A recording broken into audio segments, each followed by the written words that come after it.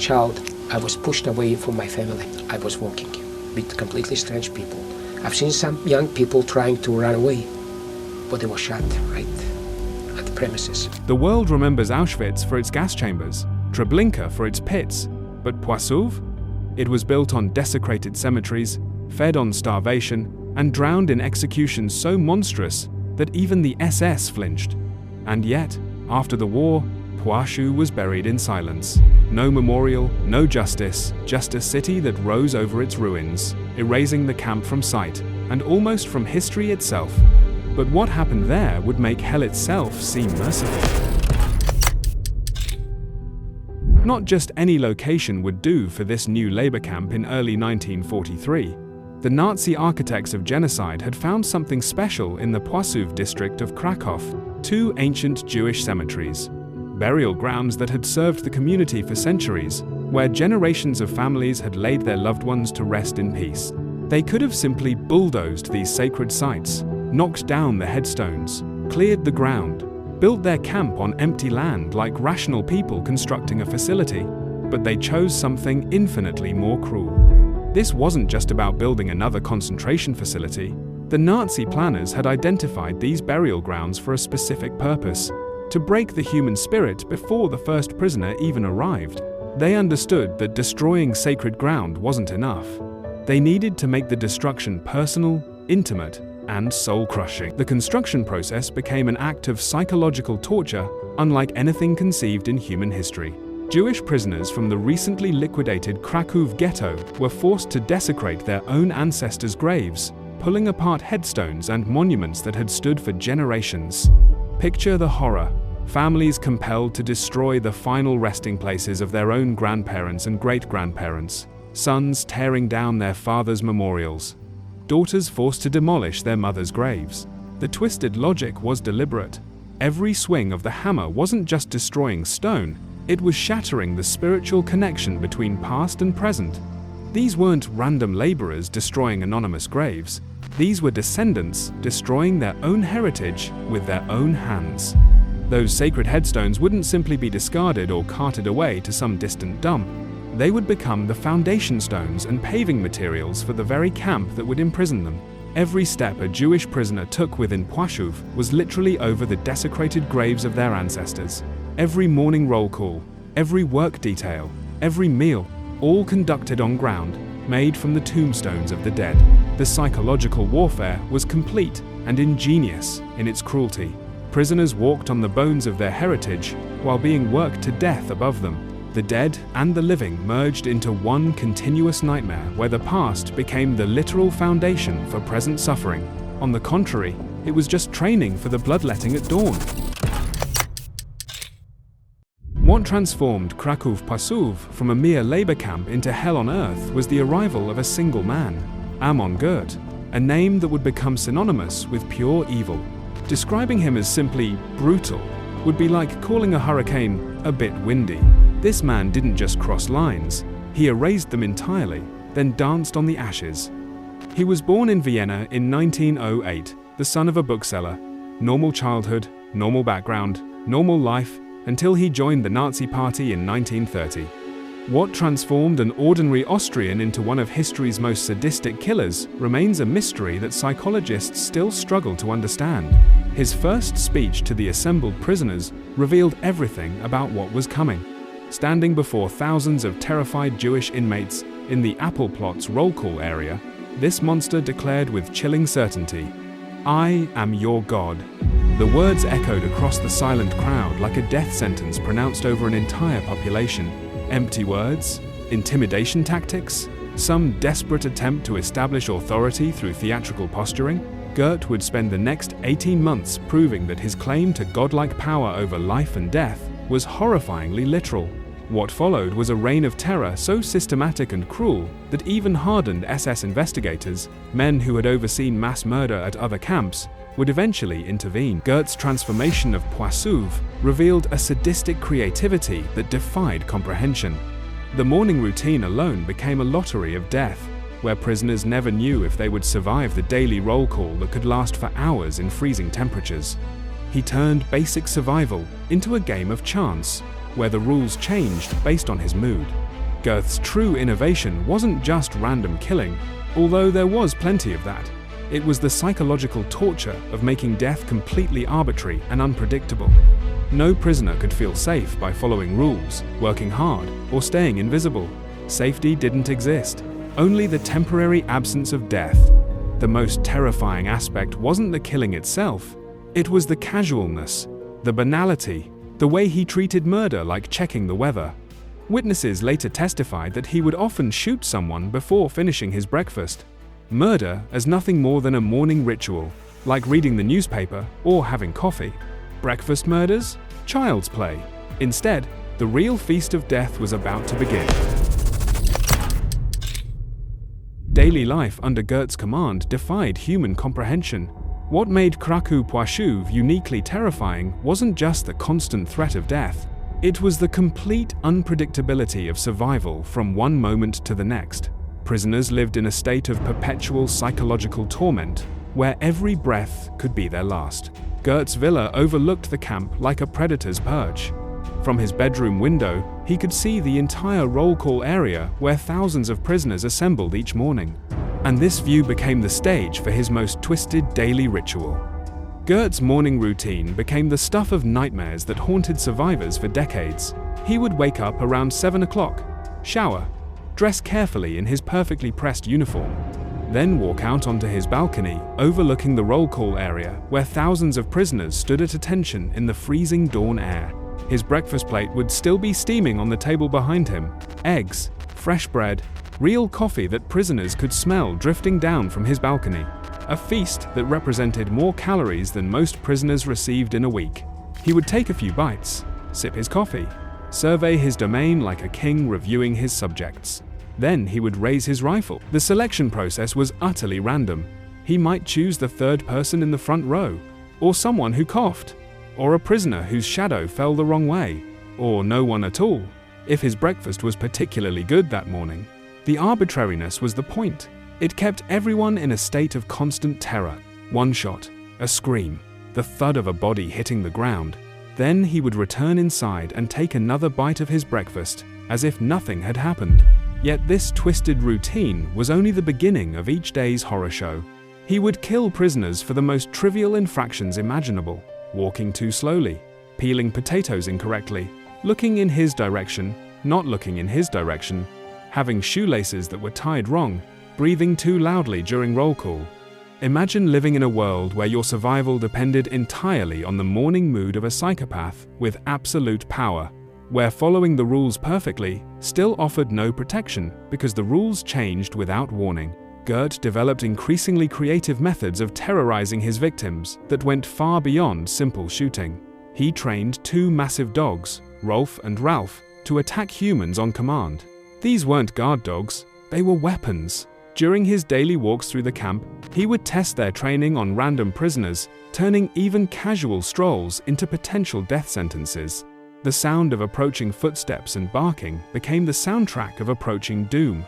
Prisoners would literally hide when they saw him approaching because visibility meant potential death. Children would crawl under barracks. Adults would press themselves against walls, hoping to become invisible. This arbitrary reign of terror was actually part of a larger, more systematic plan to break the human spirit completely. Goethe understood that unpredictable violence was more effective than systematic brutality because it eliminated hope itself. Individual death? They were about to learn that one person's escape consequently meant 20 would pay the price.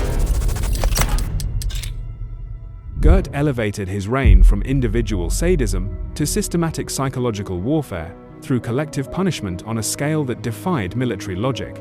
This wasn't about maintaining discipline or preventing escapes. It was about creating a level of fear so profound that prisoners would police themselves, betray each other, and abandon all hope of resistance out of pure terror. The system was diabolically simple. Any transgression by one prisoner would result in the execution of multiple innocent people. The mathematics of horror, where individual actions multiplied into collective death sentences. The most horrifying example of this collective punishment occurred when a single prisoner apparently escaped from a work detail outside the camp. The man's name was never recorded. He simply vanished during a construction project in the city. Whether he actually escaped or was killed by guards and his body hidden to create an excuse for mass murder, remains unknown.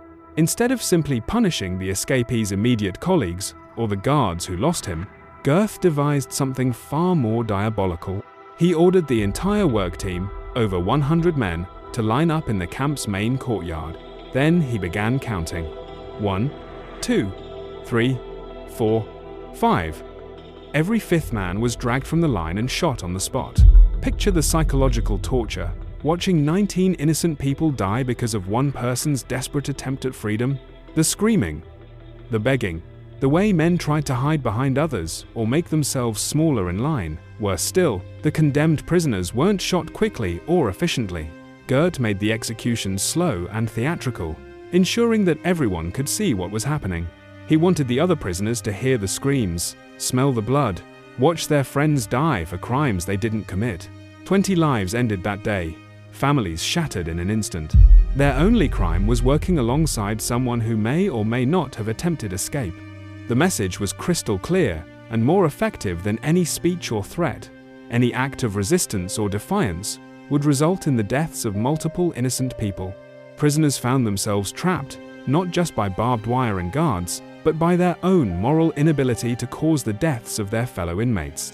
This created the most insidious prison of all, a psychological cage where the locks were made of human compassion.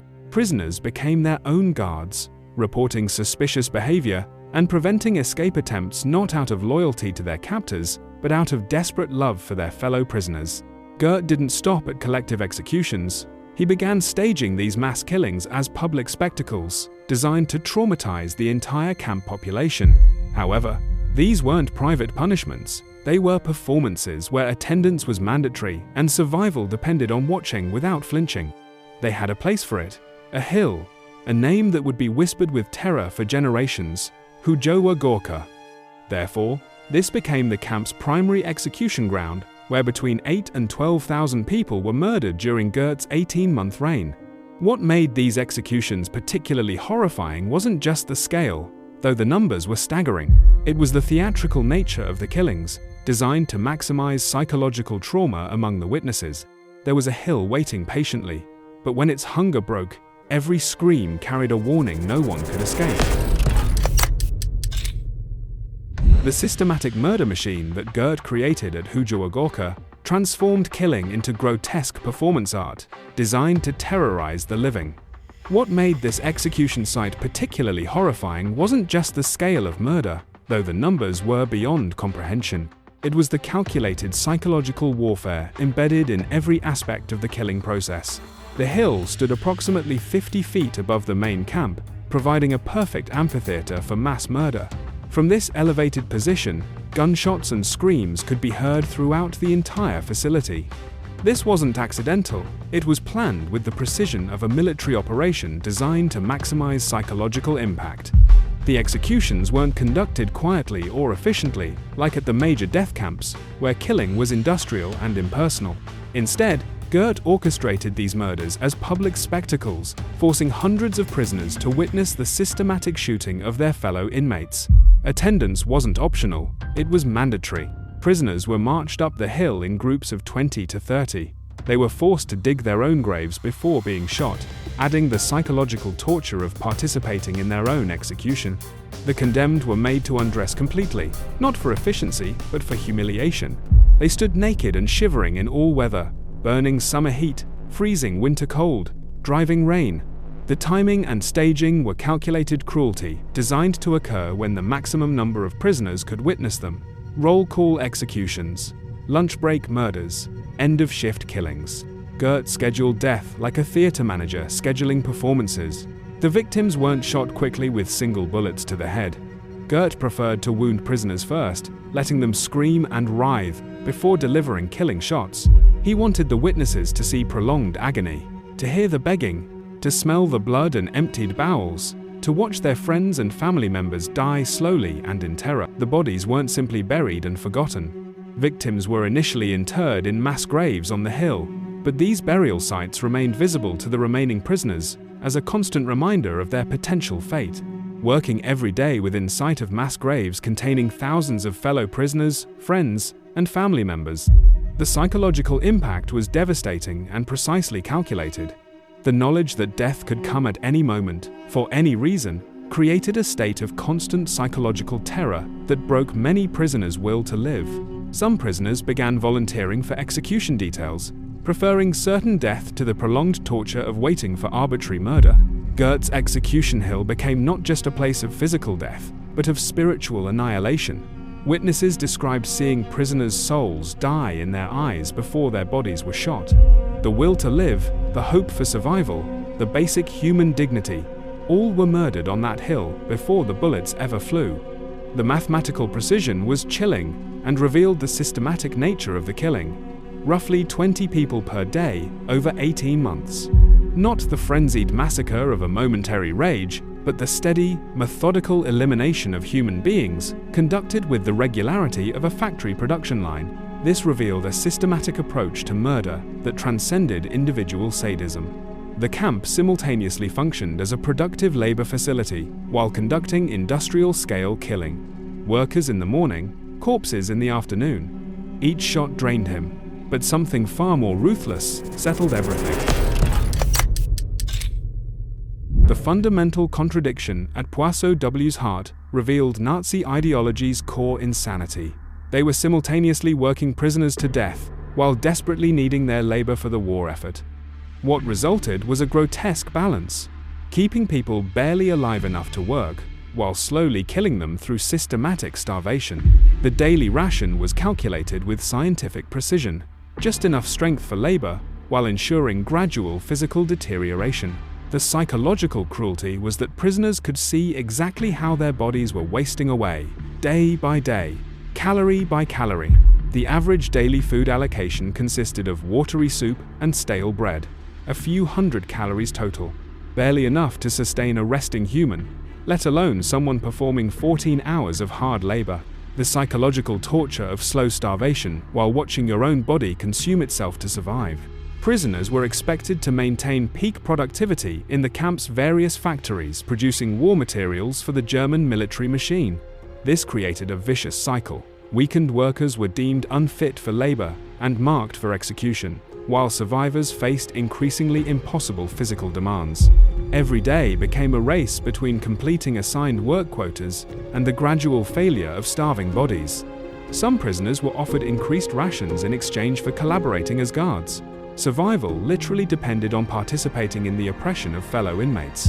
Even this moral compromise offered only temporary reprieve from the systematic destruction of human life.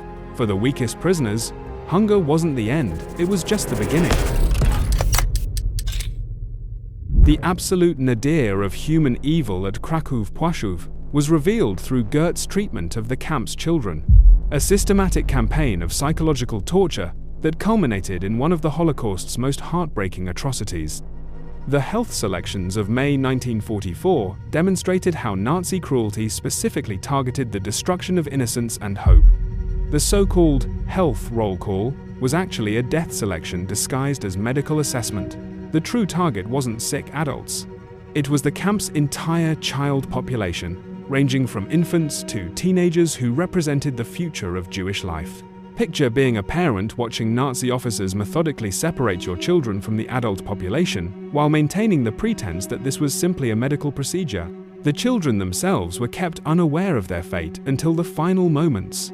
They were actually singing traditional songs as they were loaded onto trucks bound for Auschwitz, their innocent voices creating a haunting soundtrack to one of history's most profound acts of evil. The juxtaposition of childish songs and systematic murder created psychological trauma that survivors carried for decades. 300 children were taken, every laugh, every voice, every future loaded onto trucks that never returned. This wasn't just about eliminating unproductive prisoners.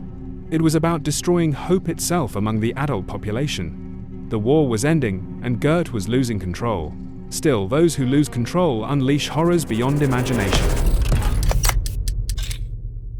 As Germany's military situation became increasingly desperate throughout 1944, the violence at Płaszów escalated to levels that shocked even veteran SS officers.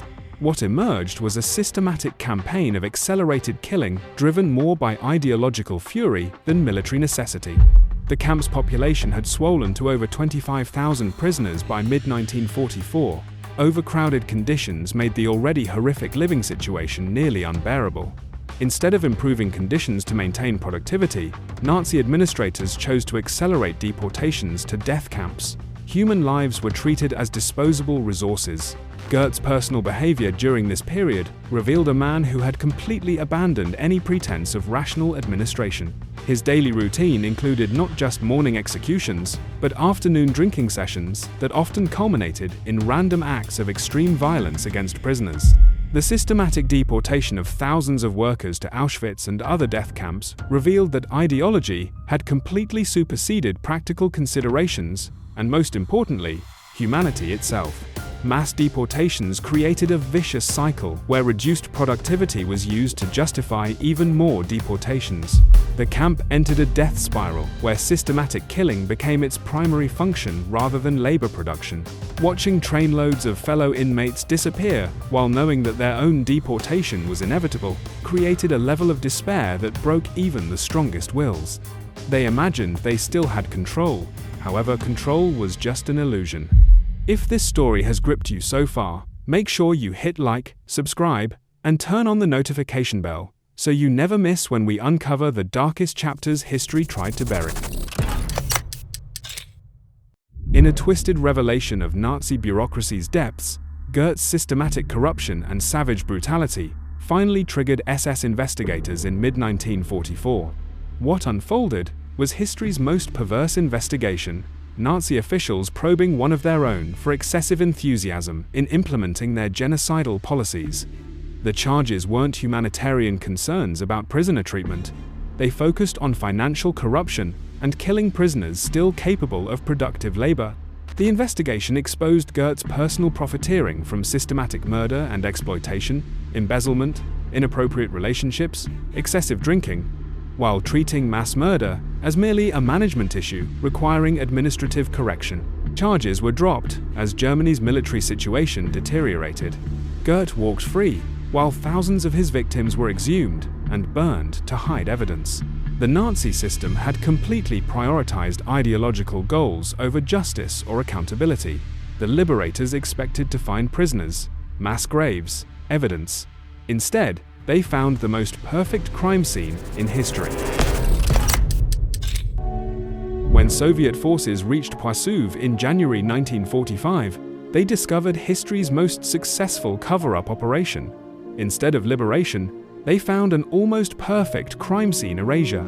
Unlike other camps with surviving prisoners and intact facilities, Płaszów had been so thoroughly dismantled that experienced investigators struggled to determine what occurred there.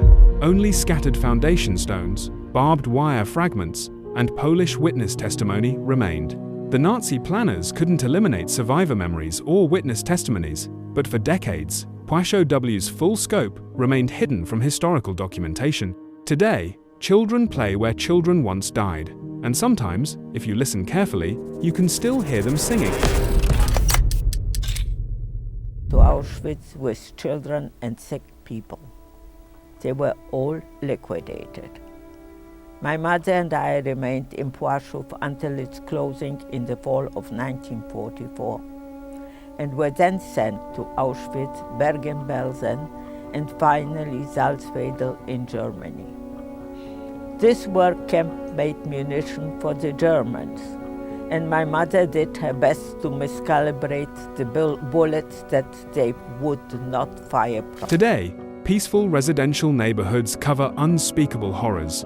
The most powerful memorial isn't stone or bronze, it's human memory itself. Survivor testimonies gradually reconstructed daily reality at Płaszów, creating historical records the Nazi erasure campaign failed to destroy. I heard all of a sudden the scream. The mother was screaming.